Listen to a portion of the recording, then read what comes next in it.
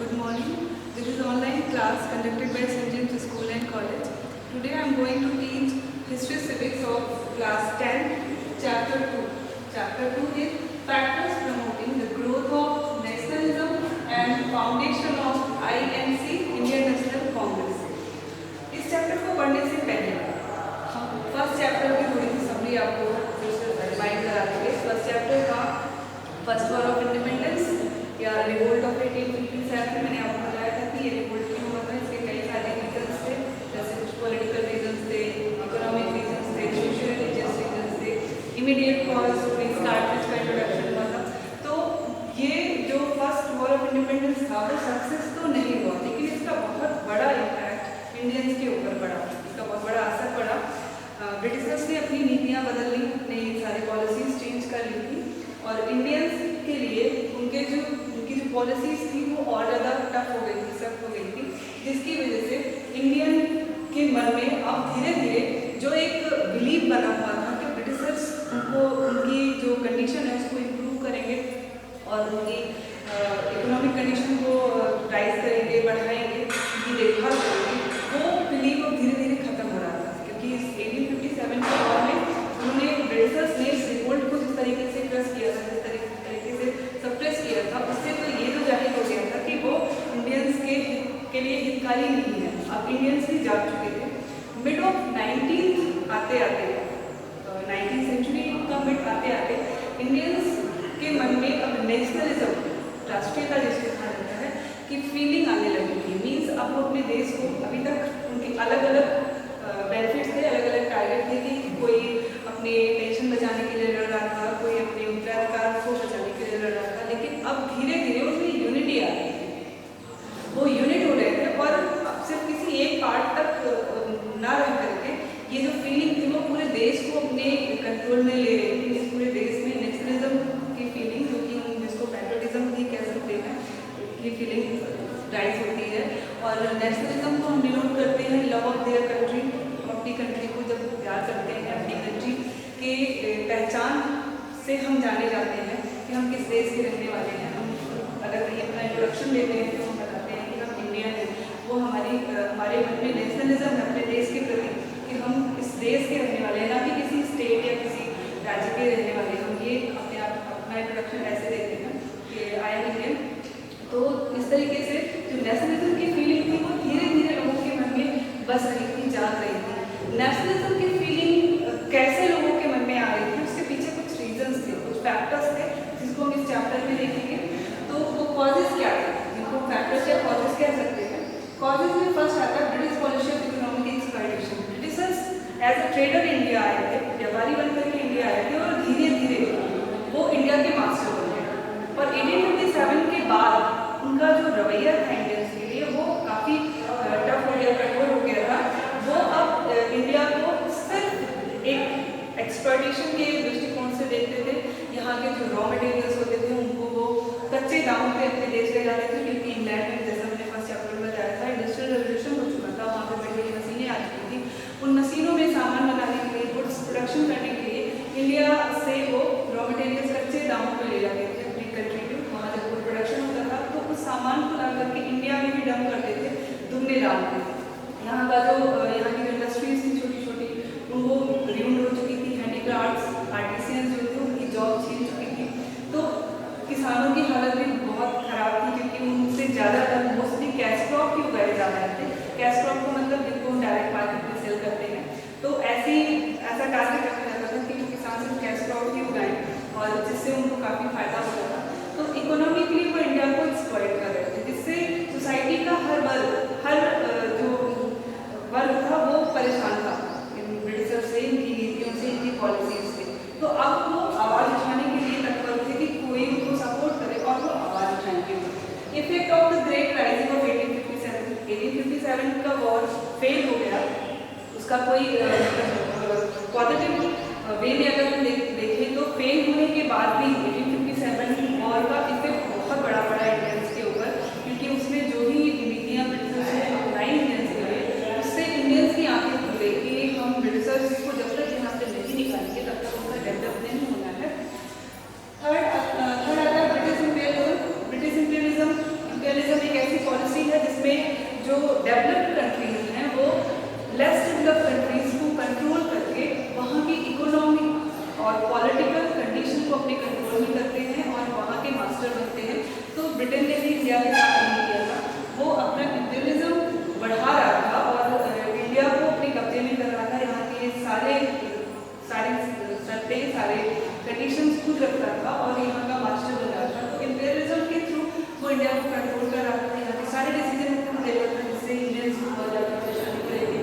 Repressive colonial policy, कई सारे ऐसे गवर्नर जनरल आए जिनकी पॉलिसीज बहुत ही रिप्रेसिव थी। मीन्स इंडियंस की किसी भी डिमांड को ना पूरा करना, अगर उन्होंने कोई डिमांड रखी है या वो कोई हेल्प चाहते हैं उसको तुरंत मना कर देना।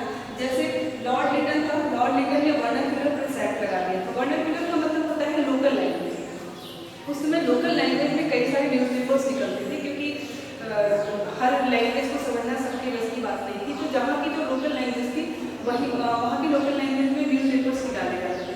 तो न्यूज़पेपर्स या आप कह सकते हैं प्रेस ही एक ऐसा माध्यम था उस समय, मीडिएटर था, जो कहीं की भी इंफॉर्मेशन लोगों तक पहुँचाता था। क्योंकि आज की तरह उस समय गूगल, नेट, ये सब चीज़ें नहीं थी, व्हाट्सएप एंड फेसबुक, ये सब चीज़ें नहीं थी। उस समय सिर्फ और सिर्फ एक नाम साधन था, प्रेस या न्यूज़पेपर। तो इस न्यूज़पेपर के थ्रू लोगों तक अपनी बातें पहुँचाई जाती थी ताकि वो जान सकें कि देश दुनिया में क्या हो रहा है। तो लॉर्ड लिटन ने इस वर्नाक्युलर प्रेस पे बैन कर दिया, बैन लगा दिया, एक एक्ट बना दिया कि अब किसी भी लोकल लैंग्वेज में कोई भी न्यूज़पेपर नहीं सकेगा। तो ये, और जैसे बाद में 1905 में लॉर्ड कर्जन जब आया था 1905 में, उसने बंगाल का पार्टीशन कर दिया। तो ये सारी जो नीतियाँ थी वो लोगों के मन में नेशनलिज्म को और ज़्यादा बढ़ा रही थी कि ये ब्रिटिशर्स हमारा सिर्फ अहित ही चाहते हैं, तो इनको जब तक हम यहाँ से नहीं निकालेंगे हमारा दिक्कत नहीं होगा। Binding influence of the means of transport and communication. Transport और कम्युनिकेशन को ब्रिटिशर्स ने अपने लिए, अपने बेनिफिट के लिए आइडेंटिफाई करवाया था। जैसे तार हो गया एंड ये ट्रेन का इंट्रोडक्शन करवाया था। ये सब चीज़ें जब टेलीग्राफ हो गया, तो ये सब जब आया तो ब्रिटिशर्स ने तो इनको अपने साधन के लिए इंट्रोड्यूस करवाया कि इंडिया में अगर वो यहाँ रह रहे हैं तो उनको ये सब चीज़ों की जरूरत पड़ेगी। लेकिन इनके आने के बाद हमारी इंडिया, जो कि डिफरेंट स्टेट, डिफरेंट पार्ट में बटी हुई थी, अब वो कहीं ना कहीं जुड़ रही थी। अब लोगों को ट्रांसपोर्ट मीन्स सफ़र करने में, ट्रैवल करने में दिक्कत नहीं होती थी, वो ट्रेन के थ्रू किसी भी पार्ट में जा सकते थे और कम्युनिकेशन में भी उनको प्रॉब्लम नहीं होती थी।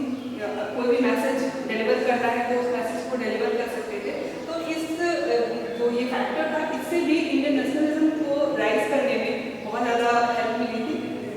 लोग अपनी बातों को शेयर करना शुरू कर दिए थे, उनको समझना शुरू कर दिया था। Western thought and education.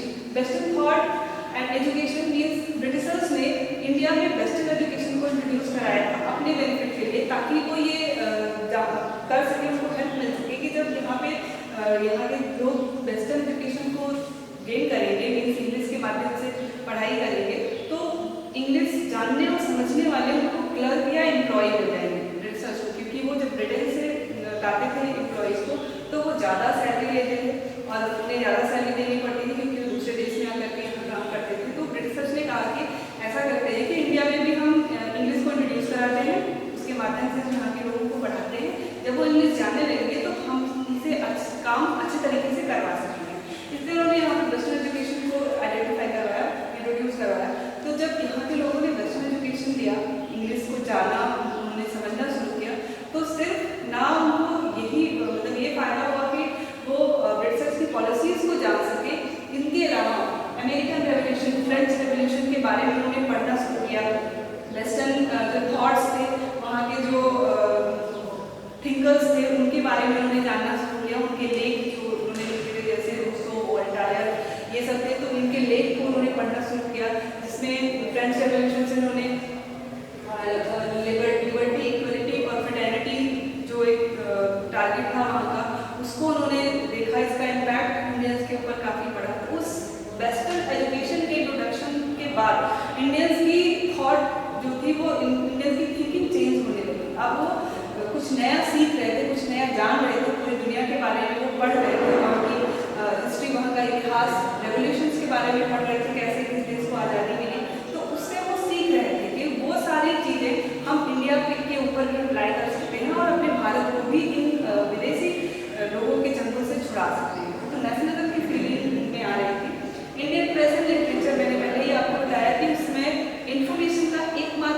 था प्रेस।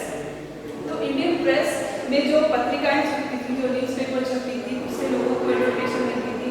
उस समय कई सारी पत्रिकाएं और न्यूज़पेपर आ रही थी। एग्जाम्पल के लिए मैंने लिखा जैसे अमृत बाजार, the Tribune, the Hindu, the Maratha, the Kesari, the Maratha और द केसरी बाल गंगाधर तिलक के न्यूज़पेपर्स थे, पत्रिका थी, मैगजीन। तो ये सब ऐसे साधन थे जिनके थ्रू हमारे जो लीडर थे वो अपनी बात आम जनता तक पहुँचा रहे थे, उनको जगा रहे थे। उनके मन में जो कई सारी समस्याएं थी, जाति प्रथा की, कास्ट सिस्टम, धर्म, ये सारी चीज़ें थी, उनको दूर करके और अपनी बात को, पैट्रियटिज्म को उनके मन तक पहुंचा रहे थे। ये साधन था जिसकी वजह से नेशनलिज्म आ रहा था लोगों के मन में।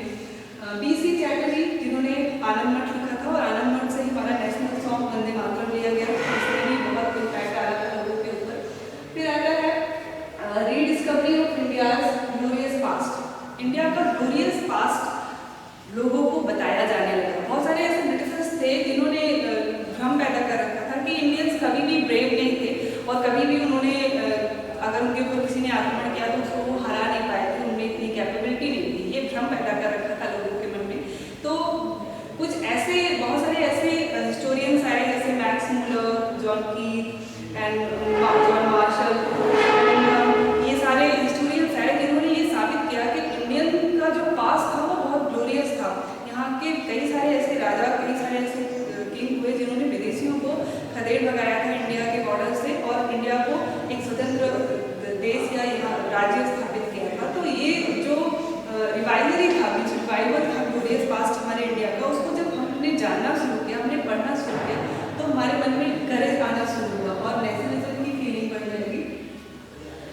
Social religious reform movement, social religious reform movement ने बहुत बड़ा इम्पैक्ट डाला था, क्योंकि इसके पहले हमारी सोसाइटी जो थी वो धर्म, जाति, इन सब के बीच बस एक बहुत बड़ी गहरी खाई आ गई थी। हिंदू मुस्लिम के बीच में गहरी खाई आ गई थी।